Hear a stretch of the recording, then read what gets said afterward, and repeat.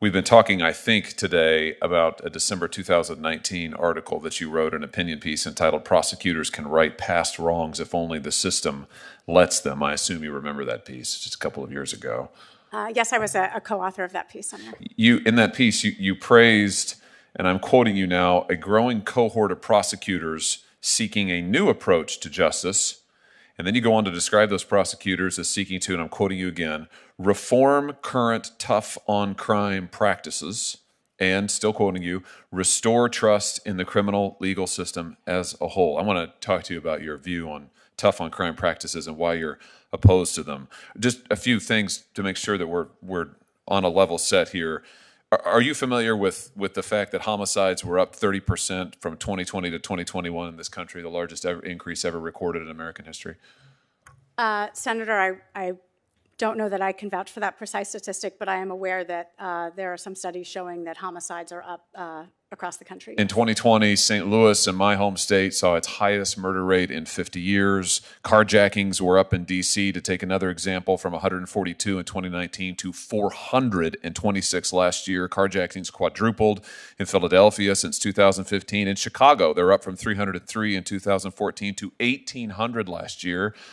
They're also skyrocketing in St. Louis County, and St. Charles County, in my home state, all in the greater St. Louis area. And these are just a few of the statistics that show the dramatic increase in crime, in violent crime, in assaults, all across this country.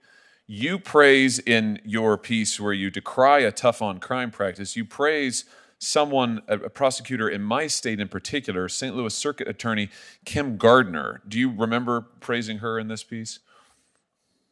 Thank you, Senator Hawley.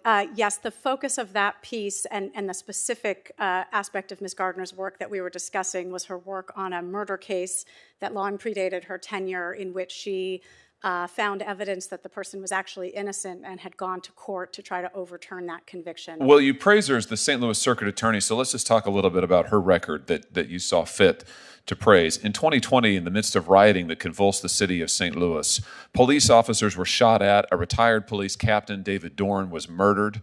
Rioters threw rocks and gasoline and frozen water bottles at police officers. Firefighters were assaulted and blocked from responding to fires that looters set across the city. Businesses were burned, their windows shattered. Innocent civilians were assaulted. The police, over the course of 2 nights of rioting, arrested 36 separate individuals. They sent them to the prosecutor's office, the one that you praise, Kim Gardner, as a model. And do you know how many of those 36 that she prosecuted? I do not, Senator. No, the answer is 0. She released all 36. I've got the news articles right here. Circuit Attorney Kim Gardner says that, in fact, she confirmed 36 people arrested Sunday and Monday night for rioting and looting have all been released from custody. What Kim Gardner did instead is blame the police.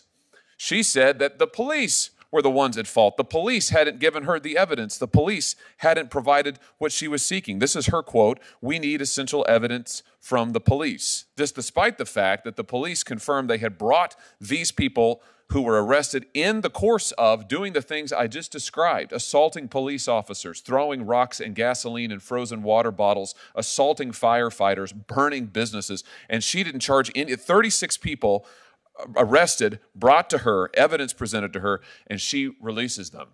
Now, is that the kind of approach that you stand by and think is appropriate for prosecutors to take? Senator Hawley, the focus of the piece in which I mentioned Ms. Gardner that you're referencing was the case of a man named Lamar Johnson. And what I found particularly heartening about the events that took place after we wrote that essay is that the Missouri legislature, I believe Republican in both chambers, who sponsored the bill, changed the law so that Ms. Gardner could successfully file a motion for a new trial on behalf of the individual referenced. And we were joined by the Cato Institute and others in supporting that bill. So I agree with you. There are many issues of great public debate about how we should best oppose crime and public safety. But in the particular case I was writing about, it appeared to reflect a broader consensus about how to handle wrongful convictions. But with all due respect, that's not how you describe her in this piece. You describe her as part of a cohort of prosecutors who seek a new approach to justice, and in particular seek to reform current tough-on-crime practices. Now, I do agree with that characterization. I think you accurately have described the behavior of prosecutors in my state. They have reformed tough on crime practices. In fact, I'd say they're pro-crime. They're pro-criminal practices, and we're seeing the result of those in my state. And unfortunately, the result is people who are the most vulnerable, people who can't afford private security, people who aren't connected and wealthy, they're the ones who suffer. They're the ones whose children aren't safe. They're the ones whose cars are smashed. They're the ones whose businesses get looted. They're the ones whose neighborhoods you can't go out and walk on the street. And they're suffering right now in my state and all across this country because prosecutors won't do their job.